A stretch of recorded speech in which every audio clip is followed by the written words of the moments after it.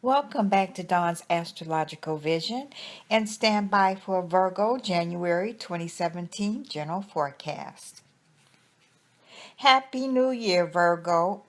And this forecast is for Virgo Sun sign, rising, and moon sign. Virgo, the Mercury retrograde carryover from 2016 gets this year off to a slow start. It is a reminder to finish tying up last year's loose ends. On the 4th, your ruler Mercury reverses back into Sagittarius. You will be backtracking and have to make an added effort to stay focused and on track. On the 8th, the retrograde is over and communications and transportation will start to return to normal. Mercury moves into Capricorn on the 12th, and this is your 5th house. During this transit, you may be more involved than usual in dialogues about love, romance, or creative activity. You may have more discussions about children now. Also, on the 1st, there is a lucky lineup between Jupiter and Saturn that can be the spark that turns things in your favor.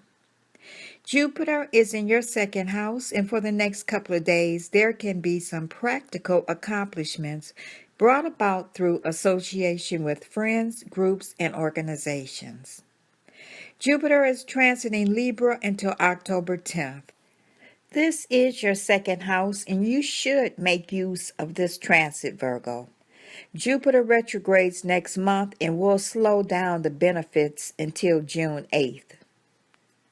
Lucky Jupiter in the 2nd house should bring improved financial fortunes. You could also benefit financially through higher education and travel, and through understanding and capitalizing on sociological trends by anticipating public buying habits. The planet Venus moves into the sign Pisces on the 3rd. This is your 7th house, which brings harmonious social relationships and a desire to please others. This transit is conducive to harmony in marriage, business, and close friendships. You are personally attractive to others during this transit. Venus and Neptune conjunct in Pisces on the 12th, and over the next couple of days, this can bring about secret business activities or secret romantic or sexual involvements. Neptune has been in your 7th house and remains there until January 2026. Around the 12th, beware of subconscious emotional problems that might interfere with your relationships. The Mars-Neptune conjunction is still in effect on the 1st and may bring on some post-holiday depression. Try eating foods high in iron and getting enough sleep. The planet Mars is transiting your 7th house, the sign Pisces, until the 27th. Close relationships and other ties between people become a focus for much of your energy now. New partnerships are entered into, old ones are renewed, or else they get left behind. It's possible that you may try your strength against another's, learn to cooperate, or seek to conquer. Partnerships, marriage, or other significant relationships heat up. Will you lead, follow, or work out a way to cooperate that respects the different needs, desires, and intentions of both? This is the dilemma of your current cycle. There is apt to be a lot of friction or push and pull as you strive to balance your style and agenda with another's. Avoid relationships where the need to dominate or win overrides the respect for each other. On the 27th, Mars moves into Aries, your 8th house. Who controls what and how to make sure you get what you want are foremost concerns now. This is a sexy and powerful kind of experience at some levels. A need to prove yourself can lead to all kinds of challenges, can lead to a new you that leaves the old behind like an outgrown shell. Power politics, sexual tensions, or underlying forces that may be affecting your partnership or marriage are stirred up during this period. Trying to ignore or avoid it won't work now. You'll have to clarify, define, and address your differences. Working out these issues can revitalize and strengthen your union. The full moon is on the 12th of the month in the sign Cancer, and over the next couple of days, you notice that you've been focusing on what brings you pleasure, such as hobbies, romantic activities, and so forth. It occurs to you that the role you play in others' lives, such as a spouse, parent, friend, is an important element in your overall happiness.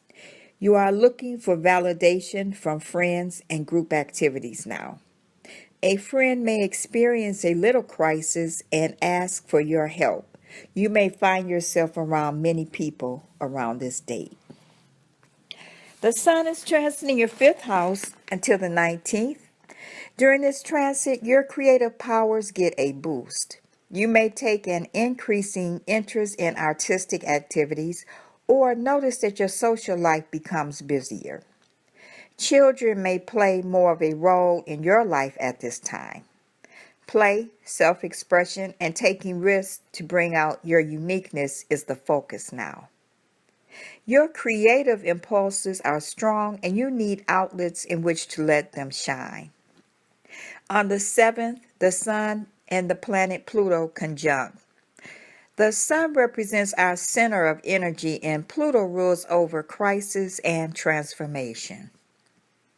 Pluto is transiting your fifth house, and during this long transit, you are required to learn to be content with your lot in life and must learn to use your great energy to do something special rather than just wanting to be known as someone special.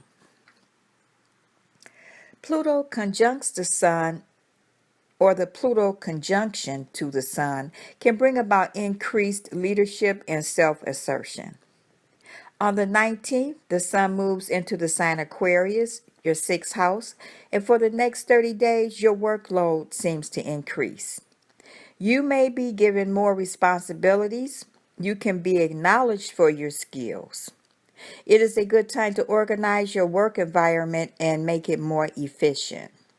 You may be recognized for your excellent work, but mainly you want the satisfaction of a job well done.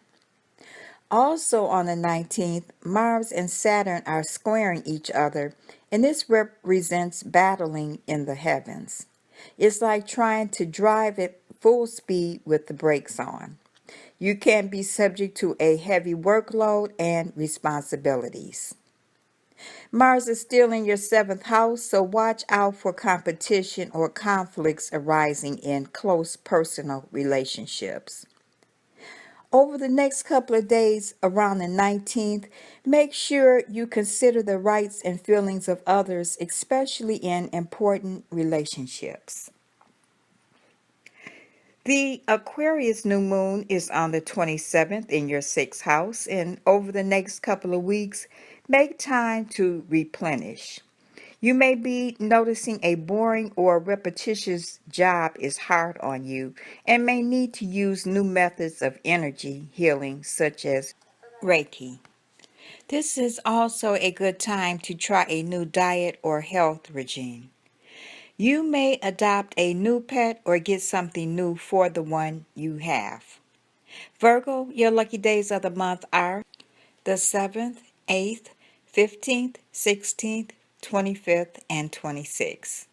This completes your general forecast for January. I want to thank all my Virgo listeners for returning, liking, and subscribing to Dawn's Astrological Vision.